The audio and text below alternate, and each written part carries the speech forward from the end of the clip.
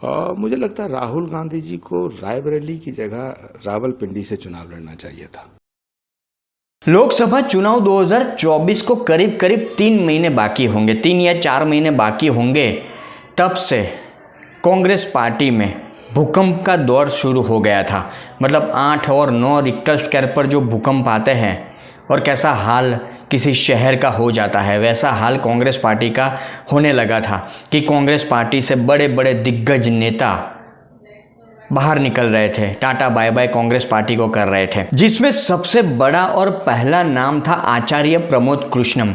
उन्होंने कांग्रेस पार्टी को इसलिए छोड़ा कि कांग्रेस पार्टी ने प्रभु श्री राम का अपमान किया, सनातन धर्म का अपमान किया, राम मंदिर जो प्राण प्रतिष्ठा महोत्सव था उसके निमंत्रण को ठुकराया। साथ ही साथ उनकी फरियाद कांग्रेस पार्टी के शीर्ष नेतृत्व को लेकर भी थी, राहुल गांधी को लेकर भी थी कि राहुल गांधी में वो दमखम नहीं है कि वो कांग्रेस पार्टी को आगे ले जा सके, कांग्रेस पार्टी को लोकसभा चुनाव में जिता सके, नरेंद्र मोदी को हरा सके। अब फिर एक बार आचार्य प्रमोद ने राहुल गांधी की पोल खोल के रख दी है, कांग्रेस पार्टी की पोल खोल के रख दी है। यहाँ तक कि राहुल गांधी के बारे में आचार्य प्रमोद ने ये कह दिया ANI को एक छोटा सा इंटरव्यू देते हुए, जब राहुल गांधी को लेकर ये न्यूज़ सामने आई कि राहुल गांधी अब अमेठी से चुनाव नहीं लड़ने वाले, वो रायबरेली से चुनाव लड़ेंगे, मतलब अमेठी से राहुल गांधी भाग गए।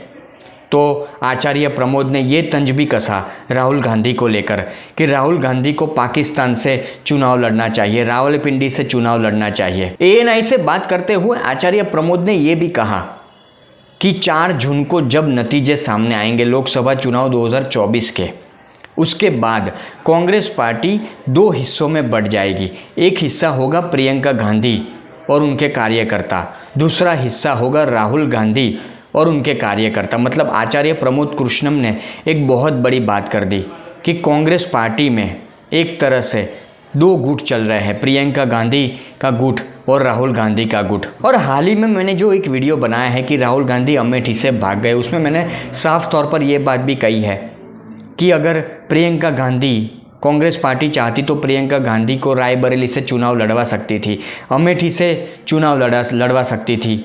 प्रियंका गांधी को एक बड़ी जिम्मेदारी लोकसभा चुनाव को लेकर कांग्रेस पार्टी दे सकती थी, पर प्रियंका गांधी जहां है वहीं पर है। क्योंकि अगर प्रियंका गांधी का नाम अमेठी से आता, रायबरेली से आता या कांग्रेस पार्टी में एक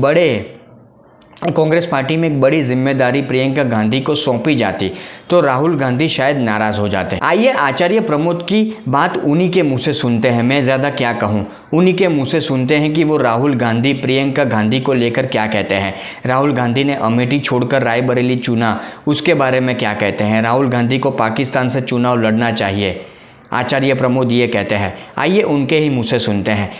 देखिए, राहुल गांधी की जो पलायनवादी नीति है, जिस तरह से उन्होंने अमेठी को छोड़ा है, उसके बाद पूरे देश के कांग्रेस के कार्यकर्ताओं का मनोबल गिर गया है। और प्रियंका गांधी जी का चुनाव ना लड़ना धीरे धीरे कांग्रेस के कार्यकर्ताओं और कांग्रेस के बहुत नेताओं के दिल में एक ज्वालामुखी धधक रहा है, जो 4 जून के बाद फटेगा। और देश की आजादी के बाद कांग्रेस का एक और विभाजन होना सुनिश्चित है। 4 जून के बाद कांग्रेस 2 धड़ों में बंट जाएगी। एक धड़ा होगा राहुल गांधी का, एक धड़ा होगा प्रियंका गांधी जी का। कांग्रेस राहुल, कांग्रेस प्रियंका। सर, दूसरी तरफ देखा जाए तो रायबरेली से चुनाव राहुल गांधी जी लड़ रहे हैं, जिसपे उन्होंने कहा कि जो रायबरेली है मेरी कर्मभूमि है।